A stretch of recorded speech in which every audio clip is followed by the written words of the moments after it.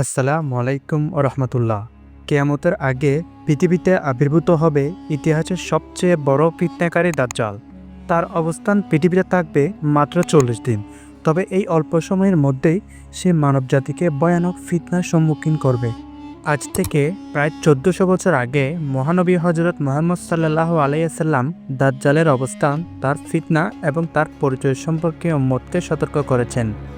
এমনকি এক সাহাবী দাজ্জালের সঙ্গে সরাসরি সাক্ষাৎ করেছিলেন বলে হাদিসে উল্লেখ পাওয়া যায়। কিন্তু কোথায় রয়েছে দাজ্জাল? তবে তার অবস্থান নিয়ে কি বলেছেন নবী মুহাম্মদ সাল্লাল্লাহু আলাইহি সাল্লাম? হযরত আদম আলাইহিস সালামকে সৃষ্টি থেকে শুরু করে কিয়ামত পর্যন্ত মানবজাতির জন্য দাজ্জালের চেয়ে বড় ফিতনা আর কিছুই নেই।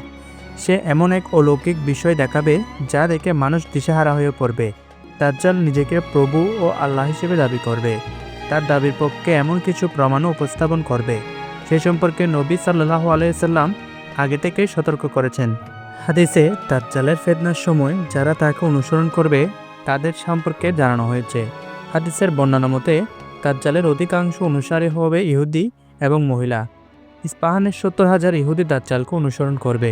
তাদের সবার পরনে থাকবে সেলাবিহীন চাদর। হাদিসে দাজ্জালের বিভিন্ন আকৃতি বর্ণনা করা হয়েছে। মহানবী হযরত মুহাম্মদ সাল্লাল্লাহু আলাইহি সাল্লামের কাছে এসে তামিম আদ-আদারি রাদিয়াল্লাহু তাআলা আনহু ইসলাম ধর্ম গ্রহণ করেন। দাজ্জালের বর্ণনা করেছেন।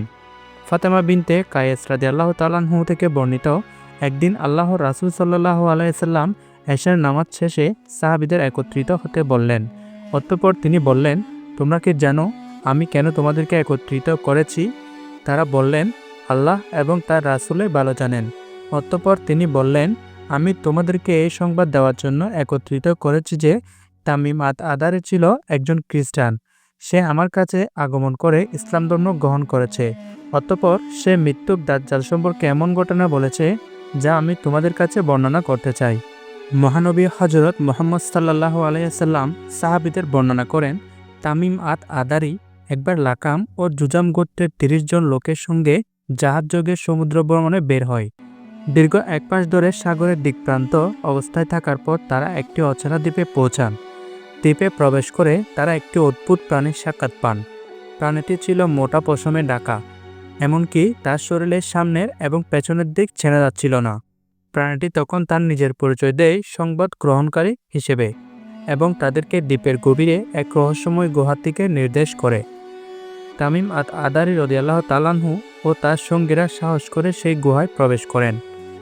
সেখানে তারা দেখতে পান এক বিশাল আকৃতির মানুষ, যার হাত পা লোহার শিকলে বাঁধা। লোকটি তাদের বিভিন্ন বিষয়ে প্রশ্ন করল। প্রথমে তাদের পরিচয় জানতে চাইল। তারা নিজেদের পরিচয় ও সফরের অবস্থা খুলে বলল।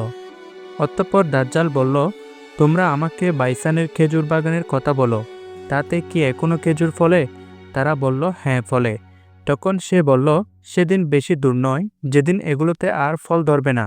তারপর সে বলল, তোমরা আমাকে তাবারিয়া সাগরের ব্যাপারে অবগত করো, তাতে কি এখনো পানি আছে? তারা বলল, হ্যাঁ, সেখানে প্রচুর পানি আছে। অতঃপর সে বলল, সেদিন বেশি দূর নয় যখন ওই সাগরে পানি থাকবে না। সে আবার বলল, তোমরা আমাকে জুগারের জন্নার ব্যাপারে অবহিত করো, তাতে পানি আছে কিনা এবং সে এলাকার মানুষ তার পানি দ্বারা চাষাবাদ করে কিনা। তারা বলল, এতে যথেষ্ট পানি আছে এবং সে এলাকার মানুষ এই পানি দিয়ে চাষাবাদও করে। সে আবার বলল, তোমরা আমাকে উম্মীদের নবীর ব্যাপারে বলো, তিনি এখন কি করছেন? তারা বলল, তিনি হিজরত করে মক্কা থেকে মদিনায় চলে এসেছেন। সে জিজ্ঞেস করল, আরবের মানুষ তার সঙ্গে যুদ্ধ করেছে কি? তারা বলল, হ্যাঁ করেছে। সে বলল, তিনি তাদের সঙ্গে কি আচরণ করেছেন? তারা বলল, তিনি আরবের পার্শ্ববর্তী এলাকায় জয়ী হয়েছেন এবং তারা আনুগত্য স্বীকার করে নিয়েছেন। এই কথা শুনে দাজ্জাল বলে, তার আনুগত্য করাই তাদের জন্য মঙ্গলজনক। তখন অদ্ভুত সেই লোকটি নিজের ব্যাপারে বলতে শুরু করল। সে বলল, আমি মাসিহা দাজ্জাল, শীঘ্রই এখান থেকে বেরিয়ে যাওয়ার অনুমতি পেয়ে যাব এবং 40 দিনে পুরো পৃথিবী ভ্রমণ করব। এমন কোনো জনপদ থাকবে না যেখানে আমি প্রবেশ করব না, তবে মক্কা ও তাইবা এই দুটি স্থানে আমার প্রবেশ নিষিদ্ধ থাকবে। দাজ্জালের বর্ণনা দেওয়ার পর রাসূল সাল্লাল্লাহু আলাইহি সাল্লাম তার লাঠি দ্বারা মিম্বারে আঘাত করে একে একে 3 বার বলেন, এই হচ্ছে তাইবা, অর্থাৎ এই তাইবা অর্থ মদিনা। রাসূল সাল্লাল্লাহু আলাইহি সাল্লাম ইরশাদ করলেন, তামিম আদ-আদারির কথাগুলো আমার বর্ণনার সঙ্গে সামঞ্জস্যপূর্ণ, যা আমি তোমাদের দাজ্জাল, মদিনা ও মক্কা সম্পর্কে এর আগে বলেছি। জেনে রাখো, এই দ্বীপটি সিরিয়া সাগর অথবা ইয়েমেন সাগরের পার্শ্বস্থ সাগরের মাঝে অবস্থিত, যা পৃথিবীর পূর্ব দিকে অবস্থিত, যা তিনি 3 বার বলেন। এ সময় তিনি নিজ হাত দ্বারা পূর্ব দিকে ইশারাও করলেন।